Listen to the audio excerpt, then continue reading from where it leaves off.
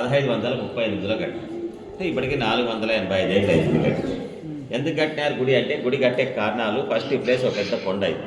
దీని కింద ఒకే స్టోనే 5 ఎకరాలు ఉంటుంది. అది ఒకే రాయి తాబేల ఆకారంలో ఉంటుంది. ఈ స్టోన్ పైన సీతాదేవి పాదం, రామలింగం హనుమలింగం ఆల్రెడీ ఉన్నాయి. ఇవన్నీ ఆయన చూస్తాడు విరూపన్న క్యాషియర్ చూసి నుండే కదా ఇక్కడ గుడి కడదామని రాజుతో పోయి పర్మిషన్ అడుగుతాడు. వెనుగంటలో రాజు డబ్బులు ఇస్తున్నాడు. ఆ డబ్బులు తీసుకొచ్చి ఆయన పర్మిషన్తో ఈ గుడి వితౌట్ ఫౌండేషన్ బండ మీద కట్టేసాడు. 3 రౌండ్స్ కట్టినాడు గుడి. ఫస్ట్ రౌండ్ ఇది డ్యాన్సింగ్ హాల్, సెకండ్ థర్డ్ ఆ పక్క నేను చూపిస్తాను.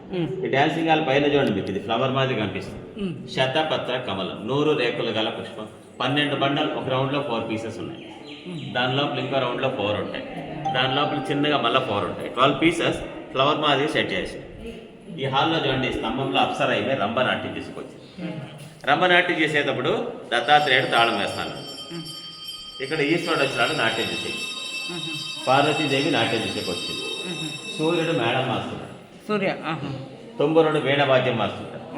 రిటేశ్వరుడు డోల వస్తున్నాడు. నందీశ్వరుడు వచ్చి మృదంగం మాస్తున్నాడు. బ్రహ్మదేవుడు వచ్చి మృదంగం మాస్తున్నాడు. నటరాజు, చంద్రుడు మూన్, సనాతన మహర్షి ఋషి. నేను చెప్పిన వీళ్ళందరూ రంభనాట్యం చేసేటప్పుడు వీళ్ళు రకరకాలుగా వాద్యాలు మాస్తున్నారు. స్వర్గలోకంలో ఇలా జరిగినాయి అని చూపించినారు. రియల్ రంబేడ్ రాలే అని చెప్పినంత స్టోరీ అని.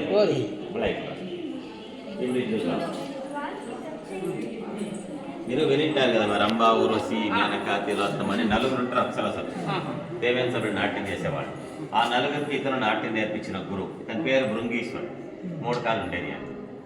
3 కాళ్ళు ఎందుకంటే నేను ఎప్పుడూ నాట్యం చేయాలి కదా, 24 గంటలు నాట్యం నేర్పించాలా. నాట్యం చేసి అలిసిపోతే 1 కాలు ఎక్స్ట్రా తీసుకొచ్చి ఇంకా 2 కాళ్ళతో నాట్యం చేయొచ్చు. ఆ విధంగా ఈశ్వరుడే 1 కాలు ఎక్స్ట్రా ఇచ్చాడు. ఈయన ఎట్లా చెప్తే ఎదురుగా రంభ అట్లా చేస్తున్నాడు. వచ్చే తొడ మీద పెట్టుకున్నాడా, రంభ కూడా అంతే.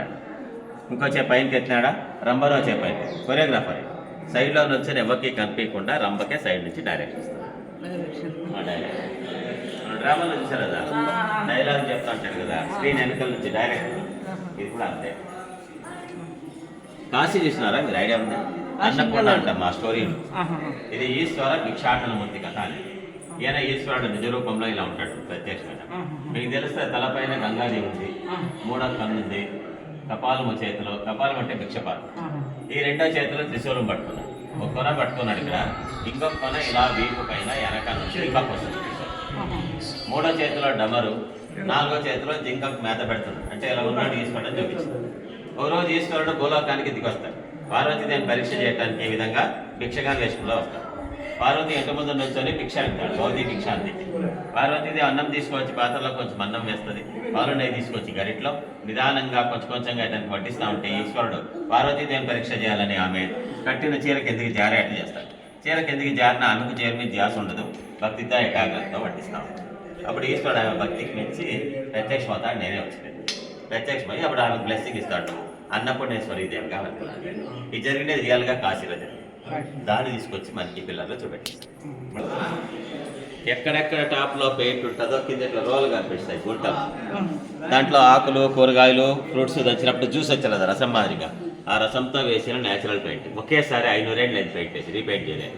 1538 వేసిన పెయింట్. ఈ పెయింటింగ్లో చూడండి, అమ్ముల్లో కూర్చోంటే పార్వతీదేవి చేతిలో అద్దం పట్టుకొని కూర్చోంటే ఆమెకు అలంకారం చేయడానికి చిలకత్తలేడు మంది వచ్చినారు. 12లో ఇప్పుడు పెళ్లి కూతురికి అలంకారం చేయడానికి వీళ్ళు వచ్చారు బ్యూటీ పార్లర్. ఆ రోజుల్లోనే పార్వతికి వాళ్ళు మేకప్ గర్ల్స్. అప్పుడే చూడండి డిఫరెంట్ హెయిర్ స్టైల్స్ ఉన్నాయి, చీర డిజైన్లు ఉన్నాయి. ఈ మాదిరిగా వాళ్ళు ఆమెకు మేకప్ చేసేవాళ్ళంట. ఇది అప్పట్లో ఇది ఓల్డ్ హెయిర్ స్టైల్, ఓల్డ్ పోయి న్యూ అయిపోయింది. దాన్నే మన వాళ్ళంతా ఇప్పుడు కాకపోతే మళ్ళీ ఈ టాప్లో పెయింట్ ఈ నల్ల టొప్పి పెట్టుకున్నాడు నమస్కారం చేస్తూ. ఇతనే గుడి కట్టించిన విరూపన్న రాజు దగ్గర క్యాషియర్. పక్కనే ఆయన తమ్ముడు వీరన్న సైన్యాధ్యక్షుడు. వీళ్ళిద్దరు విరూపన్న కుమారులు. తెల్ల టోపీలు పెట్టుకోండి ఇద్దరు, వాళ్ళ హంపన్న జక్కన్న అని శిల్పులు. మిగిలిన కొంతమంది వాళ్ళ దగ్గర పనిచేసిన అసిస్టెంట్స్ అనమాట. 10 మందికి ఇంపార్టెంట్ వాళ్ళకి పెయింటింగ్లో వేసి మనకి వాళ్ళకి చూపెట్టేసి. ఈ హాల్లో ఉన్నాయి 70 స్తంభాలు. ఇది డ్యాన్సింగ్ హాల్. అన్ని స్తంభాలు నేల మీద కూర్చున్నాయి 69. ఇదొక్కటి వేలాడే స్తంభం, నేల మీద టచ్ కాలేదు. కింద గ్యాప్ ఉంది, పైన కనెక్షన్. మనకి తెలీదు, పైన బలమైన లింక్ అయితే ఉంటుంది. ఈ స్తంభం ఉండింది ఫస్ట్ ఇక్కడ. అది కూడా ఎలా ఉంటుంది, ఇంత ఇట్లా వేలాడుతూ ఉంటుంది. ఇలా ఉండే స్తంభాన్ని ఒకనాడు బ్రిటిష్ వాళ్ళు 2 ఇంజనీర్లు వచ్చి చూస్తారు. ఇంత పెద్ద స్తంభం వెయిట్ ఎక్కువ ఉంది, వేలాడుతుందంటే పైన ఏదో బలమైన లింక్ ఉంది. ఆ లింక్ మనం తెలుసుకుందామని 2 ఐరన్ రాడ్స్ పట్టుకొని వస్తారు. స్తంభం మీద ఉంటుంది. దాన్ని వాళ్ళ ఐరన్ రాడ్స్తో బలంగా ఇంటికి జరుపుతారు. ఎప్పుడైతే వెనక్కి ఇట్లా పుష్ చేస్తారో స్తంభం అయితే ఇలా ఉంటుంది స్ట్రైట్గా, వాళ్ళు కదిలిస్తేనే కొంచెం ఇట్లా సైడ్కి వాళ్తుంది. బెండ్ అయినప్పుడు ఒక మూల ఆ సరిగా 2 ఇంచులు టచ్ అవుతుంది. ఇది టచ్ అయితేనే మిగిలిన 69 స్తంభాలు కదులుతాయి. ఇట్లా డిస్టర్బ్ ఒకసారి ఈ స్తంభం పైన అడ్డం ఉంది కదా, పైన మీరు అడ్డాలి సైడ్కి తిరిగిపోయినట్టు. మళ్ళీ ఇచ్చామండి ఈ పిల్లల పైన అడ్డం ఉందా, ఆ పక్కన తిరిగి అవి రెండో లైన్లో కూడా జరిగినాయి. అప్పుడు ఇంజనీర్స్కి అర్థమైంది ఏమంటే టోటల్ ఈ హాల్కి ఇది కీ పిల్లలు ఉంటాయి, బ్యాలెన్స్ చేసి పెట్టారు. ఇది వేలాడుతూనే ఉండాలి. ఇట్లా ఉంటే బిల్డింగ్ సేఫ్గా ఉంటుంది. ఫుల్ టచ్ అయింది అనుకోండి ఇట్లా హాల్ అంతా పడుతుంది. అట్లా పెట్టారు కనెక్షన్ సెంటర్ ఆఫ్ గ్రావిటీ. ఇప్పుడు ఈ గ్యాప్ మనం వాడిపోతే బాగా కనిపిస్తుంది. నేను చూపిస్తాను. ఇటు రాండి, ఫస్ట్ ఇటు వచ్చేయండి. పటపత్ర షాయి అంటారు కదా, పెద్ద మర్రి ఆకు పైన వెల్లకిల పడుకున్న కృష్ణుడు, రౌండ్ ఫేస్, 2 కళ్ళు, మూతి మీద వేలు పెట్టుకొని ఇట్లా ఐబ్రో ఉంది కదా, ఆ కళ్ళు చూడండి మీ కళ్ళే చూస్తాను కదా, ఎక్కడన్నా పోయి చూడండి అక్కడ మీ కళ్ళే చూస్తాను. 4 పక్కల చూడండి 3D 500 ఏళ్ళ కింద 3D చూపిస్తాను. 4 సైడ్ పోయి చూసేయండి, మీకు ఐడియా వచ్చింది. అంటే అప్పుడే అంత తెలివైన వాళ్ళు ఉన్నారు. 4 పక్కల పోయి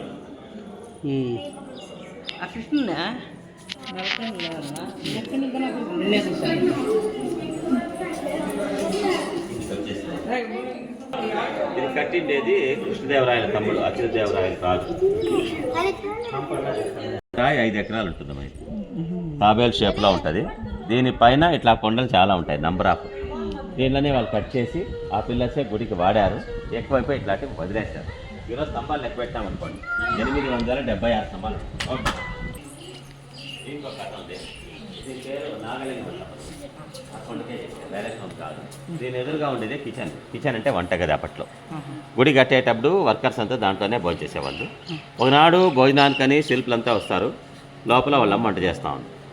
వీళ్ళంతా పోయి అమ్మతో అడుగుతారేమో వంట అయిందని. ఆమె చెప్తుంది కాసేపు బయట కూర్చోండి, వంట అయ్యాక నేను పిలుస్తానంట.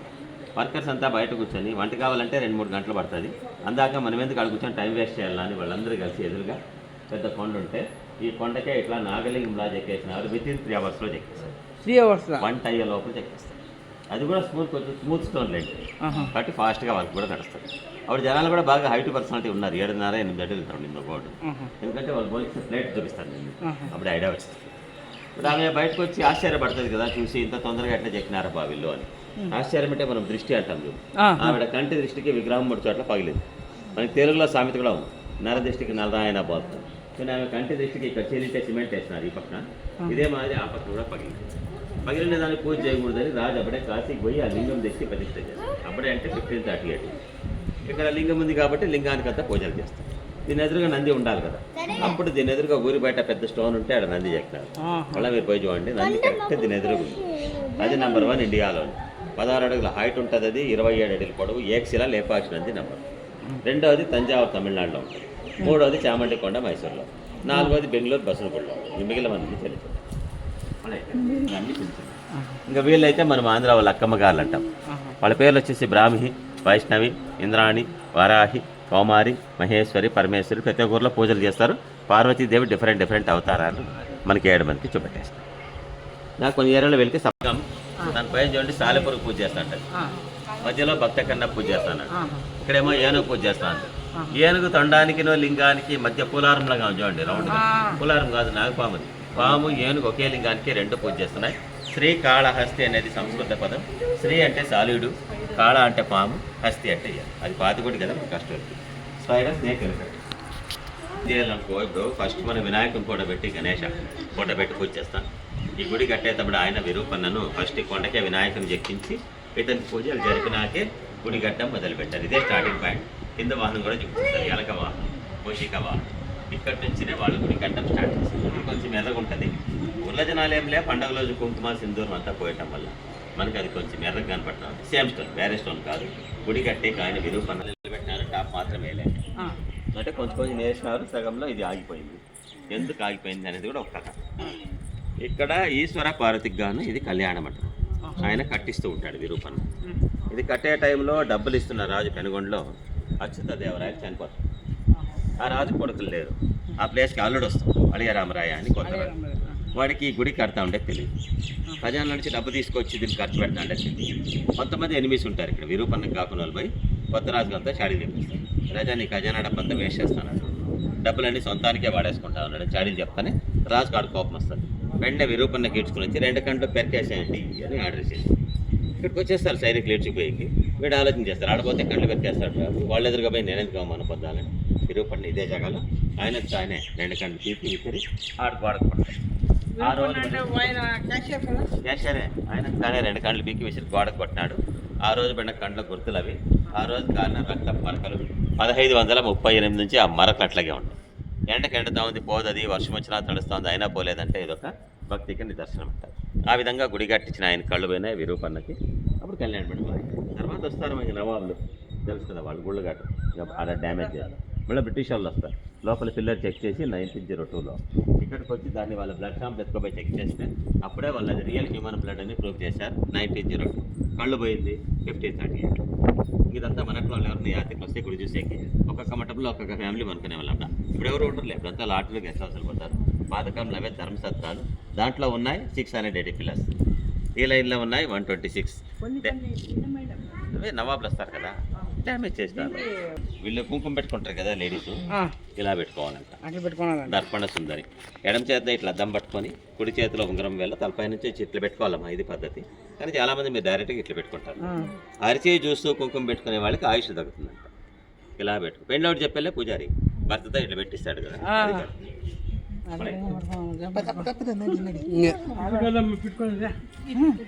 ఇంకా పెళ్ళి ఎలా జరిగిందో ఇక్కడ చూపెట్టేసి మధ్యలో ఈయన ఈశ్వర పార్వతికి పెళ్లి జరుగుతాం.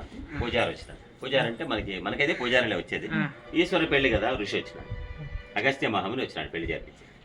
ఈశ్వరకి బాసిగమని కట్టారు, మన ఇంట్లో కడతారే పార్వతీదేవి కూడా. ఈశ్వరుడు పార్వతి 4 వేలు పట్టుకున్నాడు. ఎందుకంటే 4 వేదాలు ఉన్నాయి, ఋగ్వేదం, యజుర్వేదం, సామవేదం, అథర్వవేదం. 4 దిక్కులు ఉన్నాయి, తూర్పు, పడమర, ఉత్తర, దక్షిణ. విధంగా 4 వేదాలు 4 దిక్కుల సాక్షిగా నేను నిన్ను భార్యగా స్వీకరిస్తా ఉన్నానని దీని అర్థం. ఈ తర పెళ్లి జరుగుతుంది కైలాసంలో చూపించింది. ఈ పెళ్లి చూసేకి దేవతలు ఋషులంతా వచ్చి అడుగుతున్నారు, ఎవరెవరు వచ్చింది పెళ్లికి, ఇది రాండి నేను చెప్తాను. నిలబడుకుంటే అందరూ కనిపిస్తారు.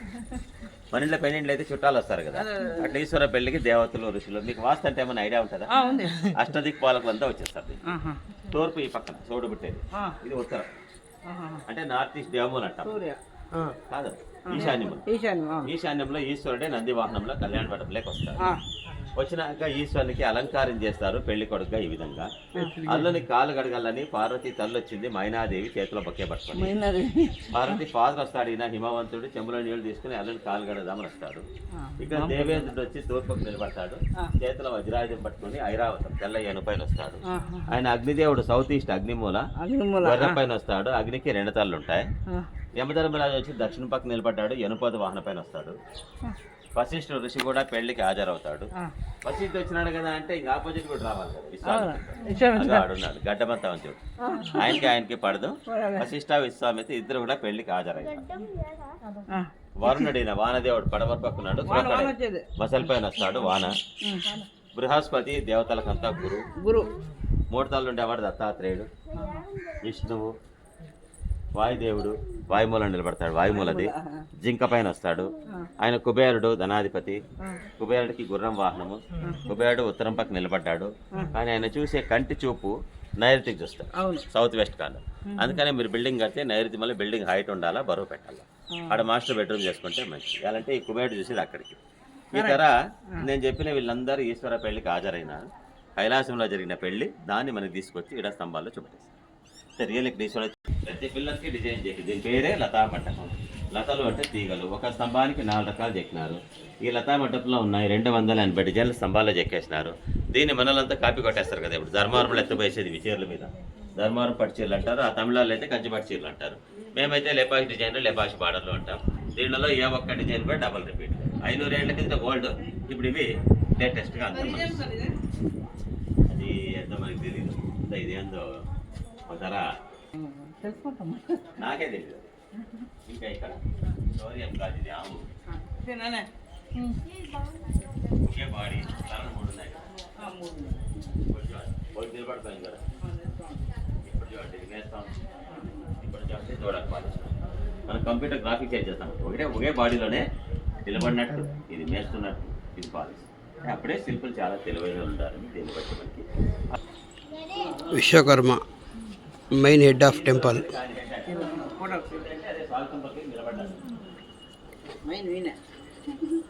ఒక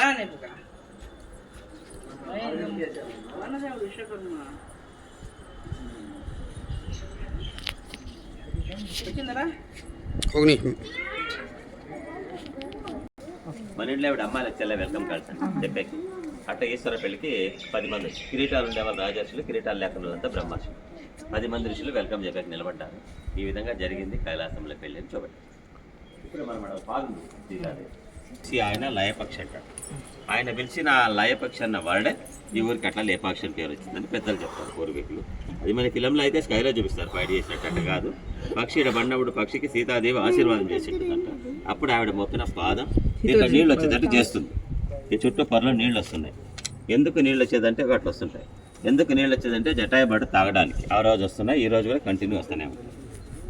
పాదం చూస్తే పెద్దగా ఉంది అంటే ఆ యుగంలో త్రేతాయుగంలో అందరూ బాగా ఎక్కువ హైట్ ఉన్నారు. ద్వాపర యుగం వస్తేనే హైట్ తగ్గినారు. కలియుగం కదా మనం ఇంకా తగ్గినాం. నెక్స్ట్ ఫ్యూచర్ ఇంకా వెళ్ళి ఇప్పుడు వస్తుంది పెరిగేది. అప్పట్లో అట్లా ఉన్నారు.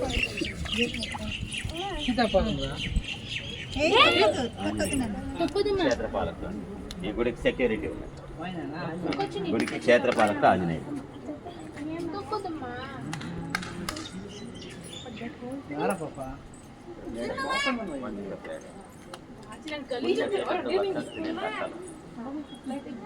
మనిషి ఆడ కూర్చొని మధ్యలో అన్నం పెట్టుకుని చుట్టూ 10 రకాల కూరలు వేసుకుని ఒక్కరు తినేవాడు.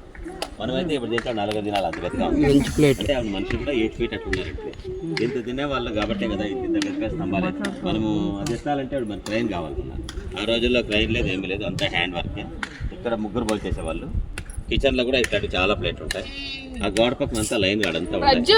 నేనైతే మీకు ఒకటి మోడల్ చూపిస్తాను. మన కోటలో ఇస్తారు కదా బాంబే ప్లేట్ థాలి అంటారు. ఇదంతా అదే దాని మీద బండ మీద వేసుకుని మనమైతే ప్లేట్లో తింటాం. ఇది గుడి కట్టక ముందే ఉంది లింగం. చోళరాజు అని తమిళనాడు ఆయన. రాజు పేరు వచ్చేసి మాధవర్మ. చోళులు ఉంటారు కదా, ఆయన మాధవర్మ అనేవాడు వచ్చి లింగం ప్రతిష్ఠ చేస్తాడు. పాత ఉండే 2 మంటపాలు చోళరాజు కట్టించింది. మన వాళ్ళు ఇప్పుడు దాంట్లో యాగాలు చేస్తారు. శివరాత్రికి 2వ చండీ యాగం, ఉగాది నాడు పూజలు అడుగుతుంది పంచాంగం. ఆ 2 మంటపాలు ఈ లింగం 800 years బ్యాకే ఈ జాగాలో ఉన్నాయి.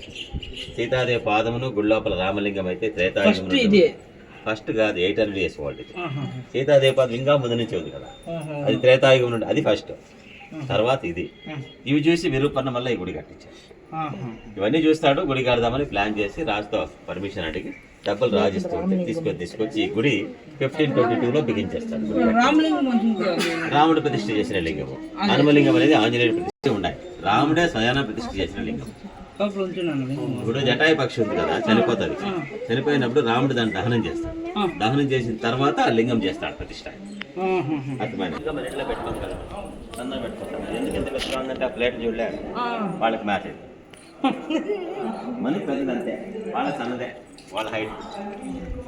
స్టోరీ అంతా నేను చెప్పిన స్టోరీ అంతా దీంట్లో ఉంటుంది. అడగండా అంటే నಮಗೆ ఓదక్ಕಾಗಲ್ಲ. తెలుగులో గ్రాంధికం అంటాం కదా, అక్కడ కన్నడంలో బోల్డ్. అప్పుడు స్కల్ప్చర్స్ రీడింగ్ రైటింగ్ కన్నడ, అందుకే స్టోరీ అంతా కన్నడంలో 10 జాగాల్లో ఉంటుంది. ఆడ ఐడియా ఉంటుంది. ఆత్మలింగ స్టోరీ